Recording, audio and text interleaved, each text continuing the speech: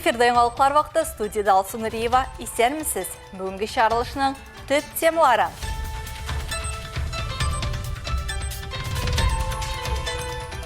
Еллар үтә, хәл итәсе мәсьәләләр арта. Көн үзәктә Шевченко урамындагы 3-нче йортта яшәүчеләр.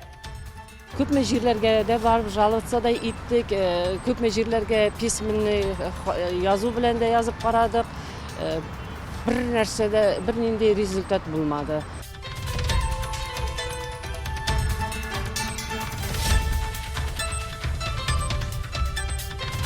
Кыю батыр солдатлар. Ознакайда бүтән Россия хәрби хезмәткә чакырылучылар көнен билгеләп үттеләр.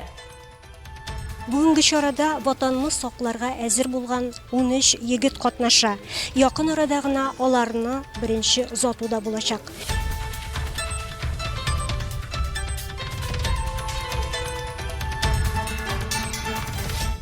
Тәрбияле бала бетмәс төкәнмәс хәзинә. Татарстан Республикасының баш казые калабызда очрашу үткәрде.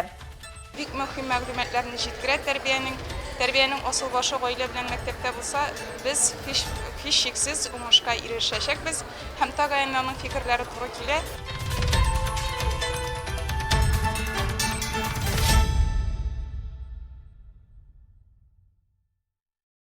Сентябрьдән 2023 ел өчен транспорт, җир һәм милеккә салымны да кертеп, милек салымнарын түләү турында масса күләм хәбәрнамәләр таратыла башлады.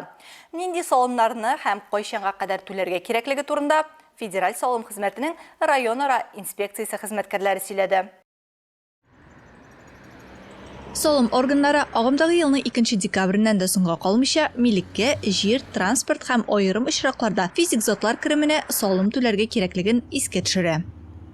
Пользователям личного кабинета налогоплательщика. Салым түләүченең шәхси кабинетыннан файдаланучыларга салым хәбәрнамәләре электрон рәвештә килә. Әлеге сервиска тоташмаганнарга салым кәгазьләре якын арада почта хезмәте тарафыннан җиткереләчәк. Кәгазь хәбәрнамә аша салым белдерүләрен алуга бәйле уңайсызлыкларны булдырмас өчен салым органнары физик затлар салымнары мобиль кушымтасы яки салым түләүченең шәхси кабинеты аша электрон хезмәттәшлеккә күчәргә киңәш итә.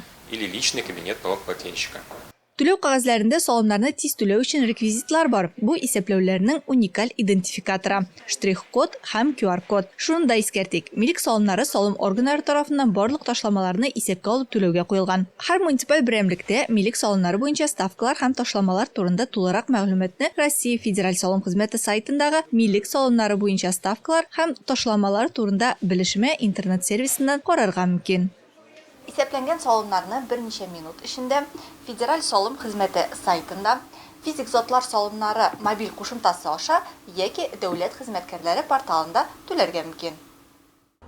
12 ноябрьдә Федераль салым хезмәтенең Татарстан Республикасы буенча 16 район ара инспекциясендә салым түләүчеләр өчен ачык ишекләр көне оештырылачак. Әлеге чара кысаларында барлык түләүчеләр милек салымнары һәм физик затлар керемнәрне салым буенча хәбәрнамәләрне үтәү тәртибе турында күбрәк белә алачак. Алсу Нуриева, Рамил Бузартинов, яңалыклар вакыты, Лучи Әлмәт телекомпаниясе.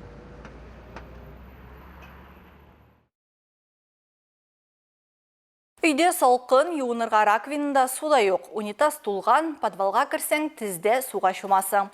Лифт даими эшләми. Аның каравы коммуналь хезмәтләр өчен элиталы йорттагы кебек түләү ай саен килә.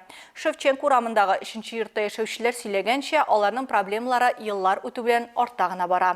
Җаваплы хезмәтләргә мөрәҗәгатьләр нәтиҗә бирми. Әлеге хәлгә безнең төшерү төркеме ачыклык кертергә тырышты. Честно сказать, даже в туалет сходить некуда. Хоть ори, хоть плачь, хоть что делай. Гөлназа Шукурова бу йортта 14 ел яши. Коммуналь хезмәтләр өчен ай саен вакытында түли. 13 квадрат метр өчен 7000-гә якын сумма. Йортның һәр метры проблема ди ул. Бу елларда бирдә ремонт гел дә булмаган. Бу йортны инде кемнәр генә алмады, но аның белән дә проблемамыз булды и до сих пор ул проблема торачак. Беркем дә ул проблеманы решать итми. Күпме җирләргә дә барып жаловаться да иттек, күпме җирләргә письменный язу белән дә язып карадык. Бер нәрсәдә бер нинди результат булмады. Тәрәзәләр ватык, ишекләр үз функцияләрен үтәми, беренче кат коридорында түшәмнән су тамып, идәндә күлдәүкләр генә ясап калмый, төрле кабельләргә эләгеп, янгын чыгу куркынычын да тудыра. Бар чыбыклар стена буенда иркенләп асылынып тора. Моннан тыш, бүлмәләрдә батареялар һаман да салкын. Отопления вообще нету. В прошлом году не было. Жылылык бөтенләй юк. Узган елда булмады. Аның каравы коммуналь хезмәтләр өчен без элиталы йортта яшәгәндәй түлибез. Бер ай өчен 10 меңнән артык. Әле сентябрь аенда ук җылылык булмаганда коммуналь хезмәтләр өчен түләүне алдылар. Ә бүгенгә кадәр җылылык юк. Батареялар салкын. Тараканнарны агуламыйлар, һәр кайда су ага, беркемдә бер нәрсәдә эшләргә теләми. Чыбыклар яна, трубалар чери һәм беркемдә берни эшләми. Безнең администрация гомумән безгә игътибар итми. Делает наша администрация, вообще внимания на нас не обращает. Это общая кухня должно было быть. А вот в таком состоянии. У нас здесь ничего нету. Мы все готовим на кухне, у себя в комнате. Бер хәл ителәсе мәсьәлә икенчесен тудыра. Һәм биредә яшәүчеләр аларның берсенең генә булса да хәл ителүне көтә. Здесь вот должно быть общее душ, и раковина, чтобы умыться, и туалеты. Сейчас сюда посветите, пожалуйста. Вот. Здесь нужно назвать, где умыться. Здесь воды уже 100 лет не было. 100 лет воды здесь нету. А зато по квитанции я плачу аж там не знаю сколько кубометров. Трачу.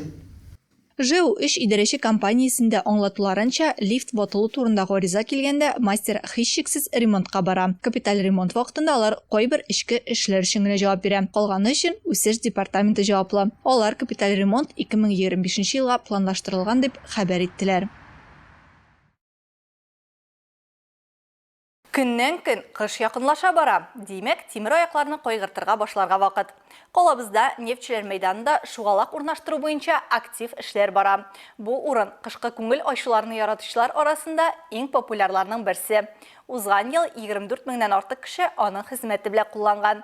Хәзерге вакытта конструкция урнаштыру буенча эшләр бара. Биредә катыру процессына аерым игътибар бирәләр. Махсус айсматлар буенча 11 тонна суыткыч мәддә әйләнәчәк. Аның даими температурасын 2 суыткыч тәэмин итәчәк. Булар барысы да бызга кояшлы көннәрдә дә эремәскә мөмкинлек бирә. Шугалак плюс 10 градуска кадәр эшли алачак. Аны ачу ноябрь ахырына планлаштырылган. Прекрасный каток, очень с нетерпением ждем его, как собраться с семьей и покататься на нем.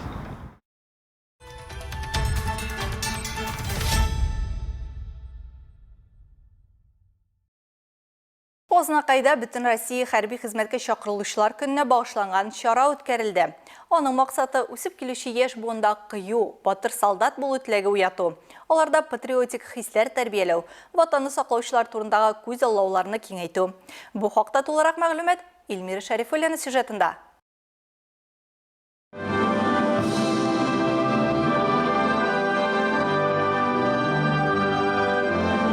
Районда күркәм традицияга үрелгән патриотик чарада хәрби хезмәткә чакырылучы егетләр, аларның әти-әниләре, туганнары, мәктәп һәм техникум укучылары, хәрби комиссариат вәкилләре катнашты. Район башлыгы урынбасары Роза Галиева егетләргә лаеклы хезмәт итеп, исән-сау әйләнеп кайтуларын, әти-әниләргә сабырлык теләде. Бик зур рәхмәт әти-әниләрегезгә, сезне батыр иттереп үстергәннәр өчен. Спасибо родителям за воспитание достойных сыновей своего Отечества. Катнашучылар алдында шулай ук район хәрби комиссары Руфат Гайнетдинов, районның әтиләр советы рәисе Назыф Хәсәнов чыгыш ясадылар. Армияга китәсе егетләргә истәлек бүләкләр тапшырдылар. Очрашуда шушы көннәрдә генә хәрби хезмәт башкарып кайткан егетләр дә катнаштылар. Ислам Ганиев армия хезмәтенә киткәнче Азнакай политехника техникумында механик һөнәрен үзләштергән. Егетләрне кыю булырга, курыкмаска өндәде. Живу здесь, в Азнакаево. Служил полгода в Самаре. Мин Азнакайда яшим, Самарада хезмәт иттем. Соңрак дәүләт чигенә җибәрделәр. Анда барысы да яхшы, куркырлык әйбер юк. Иң мөһиме, командирларны тыңларга һәм үз башың белән уйларга кирәк. И, в общем, думать своей головой. Үгет насихат, җыр биюләр барысы да армияга китәчәк егетләр өчен яңгырады. Бүгенге чарада ватанны сакларга әзер булган 13 егет катнаша. Якын арада гына аларны беренче озатуда булачак. Илмира Шәрифуллина, Рөстәм Акбаров, яңалыклар вакыты Луч Әлмәт телекомпаниясе. Башка темаларга. Татарстан Республикасының баш казые Җәлил хәзрәт Фазлыев Әлмәткә килеп районыбыз укытучылары белән тәрбияле бала бетмәс төкәнмәс хәзинә исемле очрашу үткәрде. Чарада хезмәттәшебез Инҗи Хәсән шунда катнашты. Сүз аңа.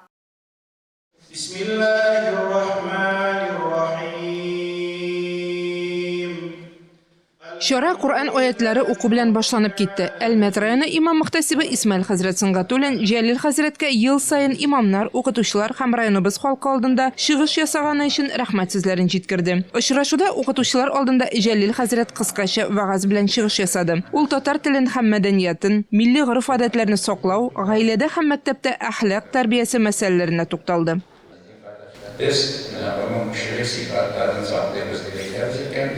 Нашу шукумны тәрбияләре буенча Аллаһ Тәгалә кушкан юлга керергә тиеш булабыз. Хәмәтлебезне, тәрбиябезне без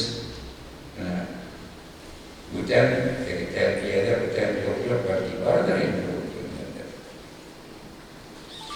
Ризалык тәмәгатә тәрбияләре дисез тәрбиясез. Шулай ук Җәлил хәзрәт ислам дине тынычлык дине икәнне ассызыклап, вагазларын тормыштагы мисаллар белән һәркемгә аңлаешлы итеп сөйләде. Чарада катнашучылар үзләренең тәэсирләре белән дә уртаклаштылар. Тәрбия ул иң мөһим мәсьәләләрнең берсе. Җәлил хәзрәтнең вагазларын чыгышларын һәрдаим газетадан да, матбугаттан да, социаль челтәрләрдән дә карап барабыз. Бик мөһим мәгълүматларны җиткерә тәрбиянең асыл башы гаилә белән мәктәптә булса, без һич шиксез уңышка ирешәчәкбез һәм тагынаның фикерләре туры килә. Очрашу ахырында укытучыларның сорауларына җаваплар да бирелде. Инҗи Хәсән шуны Рамил Базырдинов, яңалыклар вакыты, Луч Әлмәт телекомпаниясе. Библия нефть яңа креатив җирлектә булган әлмәтлеләр кала буенча музыка сәяхәт кыла алды. Биредә автор башкаручы Алексей Мельников тере музыка һәм шигърият сөючеләрне җыйды. Кичәдә Рәдифә Нуманова да булып кайтты. Алексей Мельниковны күп кенә әлмәтлеләр киң кырлы, талантлы шәхес буларак беләләр. Үзе билгеләп үткәнчә, ул беренче тапкыр 4 яшендә шигырьләр яза башлаган. Инде аның иң яраткан шигыле нәкъ менә шундый күп булмаган аудитория каршында үз уй кичерешләрен җыр юлларына салып бүләк итә. И не важно, что небо меняет настрой, как сказал нам поэт, проснись и пой. Алексей Мельников Әлмәт егете балачактан шигырьләр яза, музыка белән яшүсмер чагында мавыга башлый һәм бүген Әлмәттә автор башкаручы буларак билгеле. Алексейның җырлары шактый 70ләп җыела. Аларда якты хатирәләр, матур күренешләр, якын кешеләре чагылыш таба. Моңа иҗатта үсеш өчен җирлек булуда әтәрде ди ул. Калабызда барлыкка килгән яңа мәйданчык Библия нефть креатив тирәлекне ул җырчы буларак кулланып карыйсы килгән. Здесь моя Биредә минем икенче эшем, өстәвенә китапханә шул тиклем яңарды, биредә җыелып утырырга була, җырларга. И здесь появилась такая вот площадка замечательная, на которой можно собраться спокойно, песенки попеть.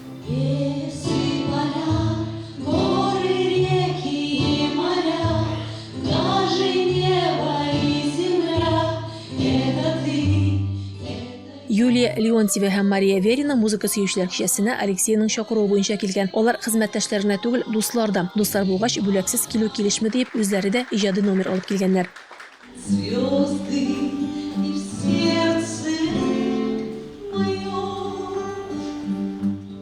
Алексей Мельников иҗатын хөрмәт итүчеләр аның җырлары, тирән текстлары һәм көйләре белән аерылып тора. Күңелнең иң нечкә кылларына кагылырга сәләтле дип саный. Рәдифә Нугманова, Рамил Базардинов, яңалыклар вакыты, Луч Әлмәт телекомпаниясе.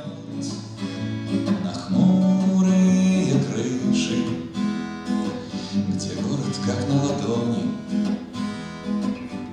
и может быть чуточку тише. Хыял. Ознакай балалар сәнгать мәктәбендә эшләп килүче этно-музыкаль коллектив шулай атала. Аның оешуына әле 1 ел гына вакыт узган, ә киләчәге өметле күренә. Татнефть компаниясе ярдәм белән үсеп килүче иҗади төркем янында безнең хезмәттәшләребез булып кайтты.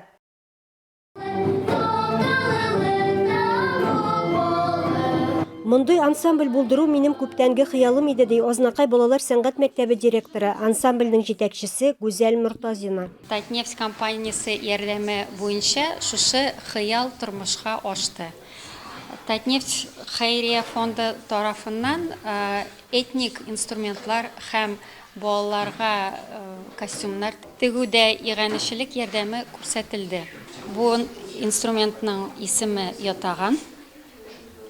Ятаганда безнең шулай укучыбыз уйный. Иҗади төркемдә барысы 14 бала шөгыльләнә. Иң кечкенәсенә 8, ә иң зурысына 14 яшь. Мин музыкальный мәктәпкә 4 ел йөрим. Мин монда гитарага йөрим и думбрада уйныйм. Без Казанга йөргән идек и Мөслимгә.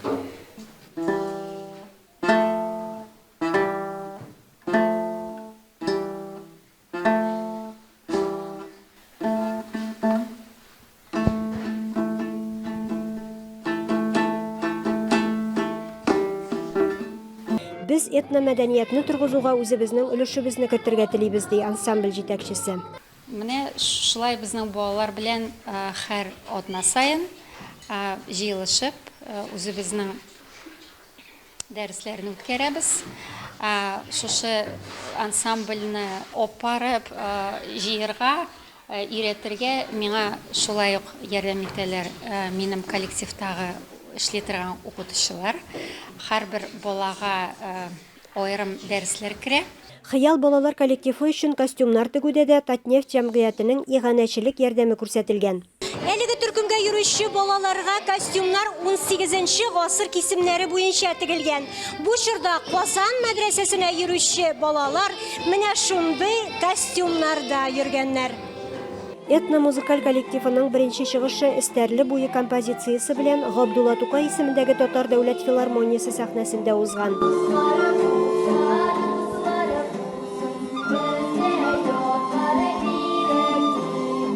Иҗат төркеменең алдагы максаты бу гаҗәеп уен коралларында уйнау күнекмәләрен үзләштереп, тиешле әсәрләр сайлап, халыкка матур музыка бүләк итү.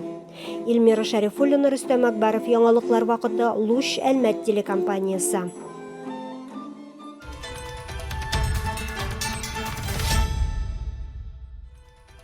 Бүгінгі шығарылышта шулар иде. Мин Алсу Нуриева һәм монтаж операторы Динара Сетинская. Сезнең белән сау булашабыз. Исән сау булыгыз.